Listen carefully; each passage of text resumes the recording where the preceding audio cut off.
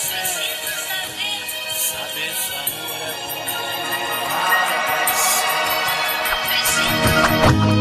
é tudo que eu preciso.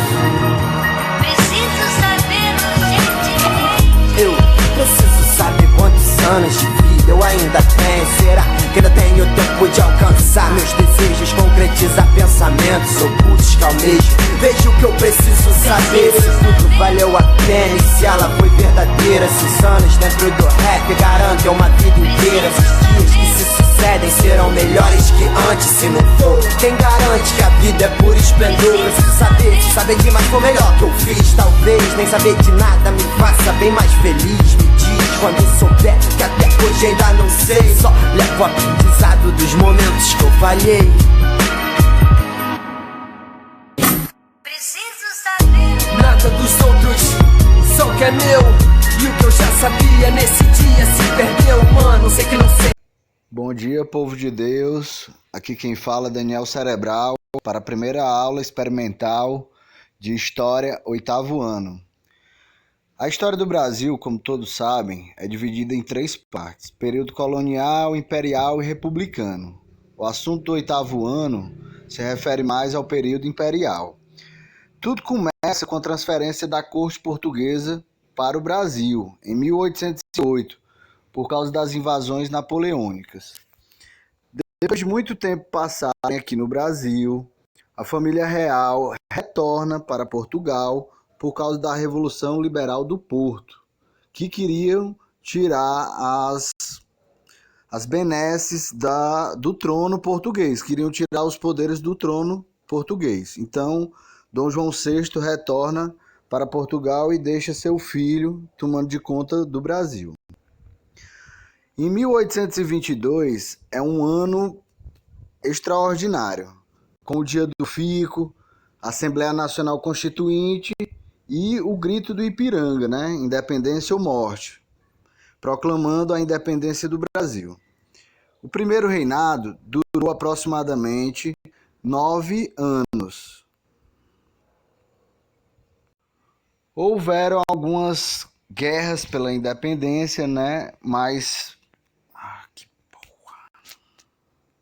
o primeiro reinado teve início em 1822 e foi até 1831. Vários fatos marcantes podem ser atribuídos a esse período. A Assembleia Constituinte de 1823, que depois resultará na primeira Constituição do Brasil, em 1824, ela tinha 4 poderes, né? O quarto poder é o poder moderador. Houve também a Confederação do Equador, que um dos principais líderes foi Frei Caneca, né?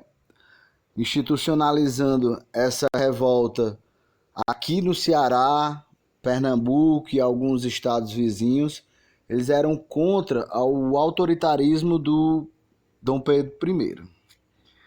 Mais para frente podemos ver a Guerra da Cisplatina. Dom João VI tinha pegado a região da Cisplatina para si. E no primeiro reinado, a Cisplatina promove a independência, se transformando na Argentina.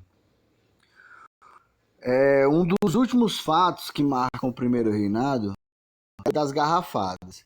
Após o assassinato do jornalista Líbero Badaró, várias manifestações tomaram conta do Rio de Janeiro, inclusive a Noite das Garrafadas, que foi o último acontecimento antes da abdicação de Dom Pedro I. O período regencial é marcado pela ausência de um rei. Quem governa o Brasil são os regentes. O mais famoso de todos foi Diogo Feijó. As principais características do período regencial são as revoltas. Revoltas que queriam melhores condições de vida, emancipação. Nós podemos ver as regências que tiveram trina provisória, trina permanente, regência una e várias outras. Os grupos políticos eram os liberais moderados, liberais exaltados e restauradores da monarquia. As principais revoltas do período regencial foram a Cabonagem, no Pará, Grão-Pará na época, Guerra dos Farrapos, Rio Grande do Sul e pegou um pouquinho de Santa Catarina, apesar do site não mostrar aqui, Revolta dos Malês, uma revolta muçulmana em plena Bahia, Sabinada, também na Bahia, seu líder era Sabino, e a Balaiada. Balaio, para quem não sabe, é aquele cesto de cipó. Foi feita essa revolta no Maranhão. O segundo reinado dura 49 anos. Tudo começa com o golpe da maioridade. Dom Pedro II tinha 5 anos quando seu pai abdicou do trono, renunciou ao trono. Com mais 9 anos do período regencial, ele com 14 anos assumiu o trono brasileiro. 15 anos incompleto, assim falam. E seu governo foi bastante promissor. Teve a Guerra do Paraguai, que foi um maior combate que o Brasil já participou diretamente, né? Tirando a Segunda Guerra Mundial, que o Brasil participou de uma forma bem pequena. A Guerra do Paraguai se estendeu por muito tempo e terminou com a vitória brasileira, argentina e uruguaia. Temos a questão escravocrata. A questão escravocrata é bastante difundida. Temos o parlamentarismo, que também é conhecido como parlamentarismo às avessas, né? Porque quem mandava era o próprio rei e não o parlamento. Sobre a questão escravocrata, a questão abolicionista, podemos destacar a lei Eusébio de Queiroz, que proibiu o tráfico negreiro. Inclusive, no Ceará existe uma cidade chamada Eusébio, em homenagem a esse deputado. Tem também a lei do ventre livre, que os escravos que nascessem a partir de 1870 seriam já libertos. E a lei do sexagenário, que escravos com 60 anos seriam livres, mas dificilmente chegavam a essa idade para serem libertos. Inclusive, o Ceará é chamado de Terra da Luz porque libertou os escravos antes de todos, 4 anos antes da Lei Áurea, que foi 1888. O principal produto econômico do Brasil era o café, principalmente plantado no Vale do Paraíba. A libertação dos escravos culminou com a proclamação da República. Os cafeicultores, indignados pela não indenização do governo federal,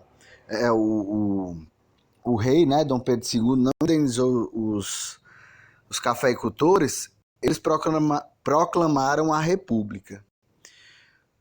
Aí alguns detalhes sobre a Guerra do Paraguai, proclamação da República. Tem muita questão envolvida aqui, além da questão religiosa, militar, escravocrata e outras. Podemos até destacar a maçonaria, que teve grande efeito na proclamação da República. Marechal Deodoro da Fonseca foi o primeiro presidente do Brasil.